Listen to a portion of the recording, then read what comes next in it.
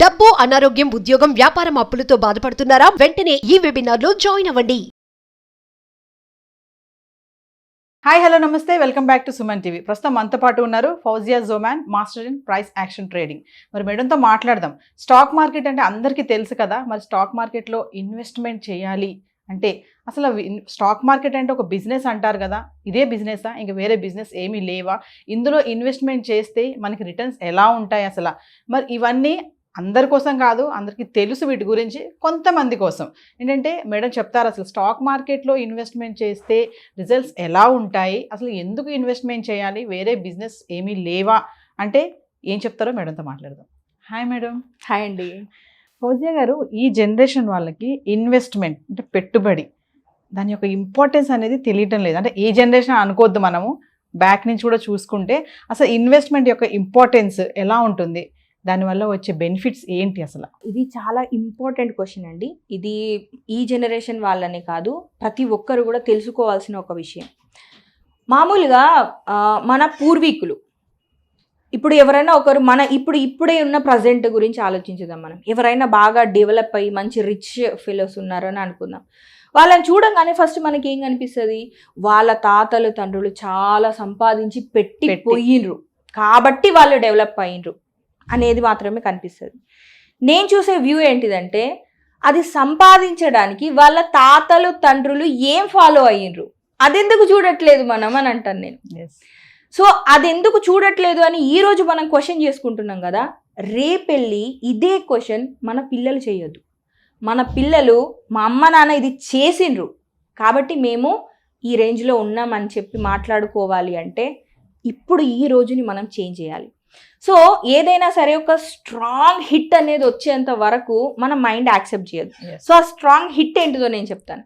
మామూలుగా మనకి స్టార్టింగ్ నుంచి బాగా చదువుకోండి, బాగా డెవలప్ అయిపోతుంది, బ్రైట్గా ఉంటుంది ఫ్యూచర్ అనేసరికి బాగా ర్యాంకుల కోసం పరిగెత్తి చదువుకొని వాట్ ఎవర్ ఇట్ మేబీ ఒక మంచి డ్రీమ్ కంపెనీలో జాబ్ దొరికేసరికి అమ్మయ్యా లైఫ్ సెటిల్ అని అయిపోయింది. అవ్వలేదు, లైఫ్ సెటిల్ అక్కడ అవ్వలేదు, లైఫ్ అక్కడనే స్టార్ట్ అయింది. సో రాబోయే ఇన్ఫ్లేషన్ ని తట్టుకోవాలి అంటే డే బై డే నువ్వు గ్రో అవుతూనే ఉండాలి. లెర్నింగ్ అనేది it's a never end fact, దానికి ఎండ్ అనేది ఉండదు. Always we have to learn. yes నువ్వు ఎప్పుడు నిత్య విద్యార్థిగా కొత్త విషయాలు తెలుసుకోవడానికి మైండ్ అనేది రెడీగా ఉండాలి. సో ఇన్వెస్టింగ్ గురించి నేను చెప్తాను. సరే, ఈరోజు మీరు సంపాదిస్తున్నారు, బాగా సంపాదిస్తున్నారు, ఈరోజు గడిచిపోయింది. పాండమిక్కి ముందు, కరోనాకి ముందు పరిస్థితులు, కరోనా తర్వాత పరిస్థితుల గురించి మాట్లాడదాం మనం. కరోనాకి ముందు ఇంత కాస్ట్ ఆఫ్ లివింగ్ అనేది ఇంత ఎక్కువగా లేదు. జస్ట్ అక్కడి బిఫోర్ ఆఫ్టర్ అని మనం కంపేర్ చేసుకుంటేనే చాలా పెద్ద చేంజ్ అనేది వచ్చింది. సో కరోనాకి ముందు ఎవరైతే సేవ్ చేసి సేవింగ్స్ అనే మెథడ్ వరకు వచ్చిన వాళ్ళు ఎవరైతే ఉన్నారో వాళ్ళు కరోనాలో సర్వైవ్ అవ్వగలిగారు ఫినాన్షియల్లీ. ఆ తర్వాత మీకు నెక్స్ట్ స్టెప్ ఏం రావాలి, సేవింగ్స్ సరిపోవు. ఈరోజు కరోనా వచ్చింది, రేపు బొరోనా వస్తుంది కావచ్చు, చెప్పలేం, ఏదైనా రావచ్చు. ఆ రేపటి బొరోనాని నువ్వు తట్టుకోవాలంటే నువ్వు నీ డబ్బులు సంపాదించే ఒక ప్లాట్ఫామ్ అనేది నీకు తెలిసి ఉండాలి. ఒకవేళ నేను పరిగెత్తి అలసిపోయినా, ఇంకా నేను పరిగెత్తలేను, నా లైఫ్ సెట్ అయిపోయింది అని కనుక నువ్వు ఈరోజు కూర్చొని ఇన్వెస్టింగ్ గురించి తెలుసుకోవాల్సిన అవసరమే లేదు. నాకు I'm getting very good salary, నాకు క్వార్టర్స్ ఉంది, ట్రావెల్ అలవెన్స్ ఉంది, నాకు ఇవి ఉన్నాయి, నాకు అవి ఉన్నాయి, నాకు ఆ ఫెసిలిటీ ఉంది, ఈ ఫెసిలిటీ, ఏ ఫెసిలిటీ ఏ రోజు చేంజ్ అవుతుంది అనేది నువ్వు చెప్పలేవు. ఏవి ఎప్పుడైనా చేంజ్ అవ్వచ్చు. కరోనా వచ్చిన తర్వాత మనం సంవత్సరం పాటు డోర్లు లాక్ వేసుకొని ఇంట్లో కూర్చుంటామని అనుకున్నామా? క్షణం తీరిక లేదు మాట్లాడడానికి అని అనుకున్న వ్యక్తి 24 గంటలు ఇంట్లోనే కళ్ళ ముందు కూర్చుంటారని మనం అనుకున్నామా? ఏది కూడా మనం ఎక్స్పెక్ట్ చేయలేము. ఇవన్నీ అన్ఎక్స్పెక్టెడ్ థింగ్సే. అవి వచ్చినప్పుడు మనం తట్టుకోవడానికి ప్రిపేర్ అవ్వటమే, దానికోసమే ఇన్ని ఆర్గన్స్ ఇచ్చిండు దేవుడు మనకి. వాటిని ప్రాపర్గా మనం యూటిలైజ్ చేసుకోవాలి. ఒకవేళ ఈ రోజు నీకు ఇన్వెస్టింగ్ గురించి తెలుసుకోవడానికి నాకు టైం లేదు, నాకు అవసరం లేదు అని కనుక నువ్వు అనుకుంటే, ఇప్పుడు మీకు రియలైజ్ అవుతుంది కరోనా తర్వాత ఇన్ఫ్లేషన్ పెరిగిపోయింది, చాలా ధరలు పెరిగిపోయినాయని మీకు రియలైజ్ అవుతుంది. ఒక 5 years తర్వాత ఇది రిఫ్లెక్ట్ అవ్వడం మొదలవుతుంది. అంటే మీరు 10,000 సంపాదించిండ్రు, ఖర్చులు 15,000 అవుతున్నాయి, ఇంకొక 5,000 నేను ఎక్స్ట్రా సంపాదించాలనే రియలైజేషన్ వచ్చింది. ఇప్పుడు మేబీ అధిక భారం అనేది పడట్లేదు. 5 సంవత్సరాల తర్వాత అధిక భారం పడటం మొదలయ్యిద్ది. పడటం మొదలైన తర్వాత కనుక మీరు యాక్షన్ తీసుకోవాలనుకుంటే ఎట్లా ఉంటుందంటే 5 years గడిచిన తర్వాత 5 రోజులల్లో నాకెవ్వడన్నా ఇది చెప్పండ్రా అన్నట్టు ఉంటుంది. ఆ రోజు మీకోసం ఎవరుండరు. అప్పుడు మీ నుంచి డైలాగ్స్ ఏమొస్తాయి అంటే, ఛీ వీళ్ళు అసలు మనుషులేనా, వీళ్ళకి మానవత్వం ఉందా, వీళ్ళకి అసలు ఏముందా, ఇది ఎవ్వరికీ అవసరం లేదు. మానవత్వాలు మనుషులు ఎవ్వరికీ అవసరం లేదు. అప్పుడు నిన్ను ఒక్క క్వశ్చన్ అడుగుతారు, 5 సంవత్సరాల క్రితం నీ బుద్ధి ఎక్కడికి వెళ్ళింది అని అంటారు. సో అవేర్నెస్ అనేది అవసరం. ఈ రోజు నుంచే మీరు ఇన్వెస్ట్ చేసేయండి నేను చెప్పట్లేదు, అట్లీస్ట్ తెలుసుకోండి, ప్రాపర్గా నేర్చుకొని తెలుసుకొని ఒక స్టెప్ వచ్చింది అంటే మీరు స్విచ్ ఓవర్ అవ్వడానికి రెడీగా ఉండాలి. ఇప్పుడు సేవింగ్స్ అనే ఒక మంచి పద్ధతి పూర్వీకులు నేర్పించిండ్రు, అది మీరు పాటించిండ్రు, ఆ సేవింగ్స్ మీ దగ్గర ఉన్నాయి.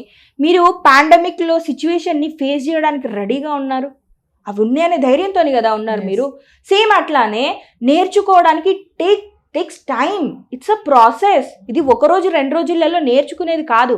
ఇప్పుడు కార్ డ్రైవింగ్, మీరు డ్రైవింగ్ స్కూల్కి వెళ్తారు, మీకు 10 daysలో ప్రాసెస్ మొత్తం వాళ్ళు నేర్పిస్తారు. నేర్పించిన వెంటనే 10 years ఎక్స్పీరియన్స్ ఉన్న వ్యక్తితో సమానంగా మీరు డ్రైవ్ చేయగలుగుతారా? చెయ్యలేరు. దాంట్లో నేర్పించిన ప్రాసెస్ ఏదైతే ఉన్నదో, అప్స్ అండ్ డౌన్స్ వచ్చినప్పుడు ఇట్లా వెళ్ళాలి, మేబీ ఆ సినారియో రావడానికి మీకు సంవత్సరం టైం పడుతుంది కావచ్చు. మీ ఊర్లో ఆ అప్స్ అండ్ డౌన్స్ లేకపోవచ్చు.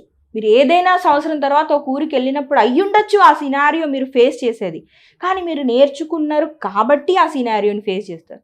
సో ఒక టైమ్ ఆఫ్ పీరియడ్ అనేది గడిచినప్పుడు మార్కెట్లో ఉండే అప్స్ అండ్ డౌన్స్ ఏంటి, ఫ్లక్చుయేషన్స్ ఏంటి, క్రాష్ అయినప్పుడు ఎంత పర్సెంటేజ్ డ్రా డౌన్ అవుతుంది, మన క్యాపిటల్ నుంచి ఎంత వెళ్తుంది, మనం ఎంతకి ప్రిపేర్ అవ్వాలి, మంత్లీ మనకి ఎంత రిటర్న్స్ మనం తీసుకోవచ్చు, చాలా విషయాలు ఉంటాయి. ఒక సింపుల్ ఎగ్జాంపుల్, నా ఎడ్యుకేషన్ పీరియడ్లో నేను నేర్చుకున్న ఒక చిన్న సినారియో, చిన్న లాజిక్, అది రాసి పెట్టుకున్నా నేను. అంటే టీచర్ చెప్పినప్పుడు క్లియర్గా విని రాసి పెట్టుకోవడం నాకు అలవాటు. ఆ సినారియోని నేను రాసుకుంటే అది ఇంప్లిమెంట్ చేసే సినారియో నాకు 6 years తర్వాత వచ్చింది. 6 సంవత్సరాల తర్వాత వచ్చేసరికి ఆ ఒక పాయింట్ని నేను ఇంప్లిమెంట్ చేసుకున్నా, ఆ పొజిషన్ నుంచి నేను ఎగ్జిట్ అయినా. కానీ ఈ లాజిక్ని తెలుసుకొని వాళ్ళు 6 years ముందు ఎప్పుడో నేర్చుకున్నది రాసే అలవాటు లేని వాళ్ళు ఆ లాజిక్ని మిస్ అయిపోయినారు. And the booked 25,000 rupees loss in 1 lot.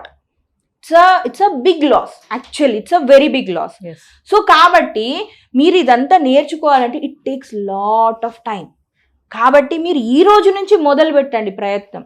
ఈ రోజు నుంచి మొదలుపెట్టి నేర్చుకొని చిన్న క్యాపిటల్ని ఇన్వెస్ట్ చేయడం, ఇలాగా మీ జర్నీ ఎప్పుడైతే అవుతుందో ఇది అధిక భారం పడే లోపు మీ చేతిలో ఆల్రెడీ ఒక స్కిల్ ఉంటుంది. So that is the process. You should know the importance of this topic.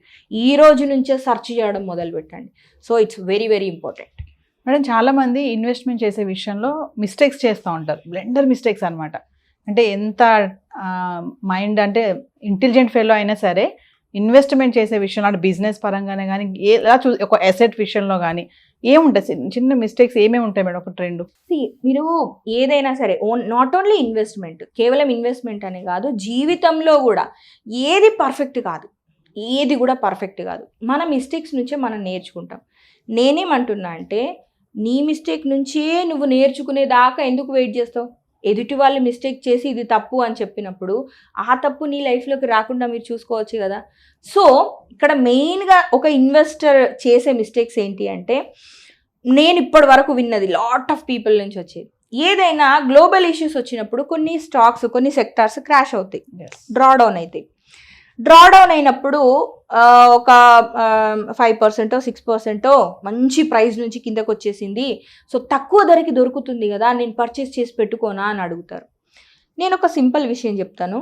మీరు వెజిటేబుల్స్ కొనడానికి వెళ్తారు, అక్కడ రేపు పాడైపోతాయి ఇంకా అనే వెజిటేబుల్స్ ఏమన్నా ఉన్నాయి, అక్కడ తక్కువ ధరకి దొరికినాయి అని చెప్పి మీరు ఆ వెజిటేబుల్స్ని బై చేస్తారా? చేయరు కదా. ఒక స్టాక్ కిందకు వచ్చేసింది, స్టాక్ ప్రైస్ తగ్గింది అంటే దాని వెనకాల రీజన్స్ ఎన్నైనా ఉండొచ్చు. మీరు గ్లోబల్గా ఉన్న ఇష్యూని ఎందుకు ఆ స్టాక్ మీద అప్లై చేస్తారు? మేబీ ఆ స్టాక్లో ఏదైనా ప్రాబ్లం ఉండి ఉండొచ్చు, ఏదైనా అయ్యి ఉండొచ్చు. సో ఆ స్టాక్ అనేది వాల్యూ తగ్గిపోయినప్పుడు వాల్యూ తగ్గిపోయింది అని చెప్పేసి అన్వాంటెడ్ స్టాక్లో ఇన్వెస్ట్ చేస్తారు. తక్కువ ధరకి దొరుకుతుంది అని ఒకే ఒక క్రైటీరియాతోని మీరు బై చేయడానికి వీల్లేదు.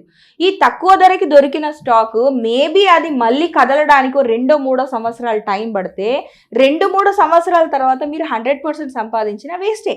ఎందుకంటే అన్ని రోజులు ఆ స్టాక్ స్టక్ అయిపోయి ఉంటే if you are a beginner, ఆ స్టక్ అయిపోయిన స్టాక్ని నువ్వు ఎగ్జిట్ చేయలేవు, హోల్డ్ చేయలేవు. నీ మెంటల్ ప్రెషర్, బ్యాంక్లో వేసుకున్నా అయిపోవు 6% అన్నా వచ్చేది, ఇలాంటి రీజన్స్.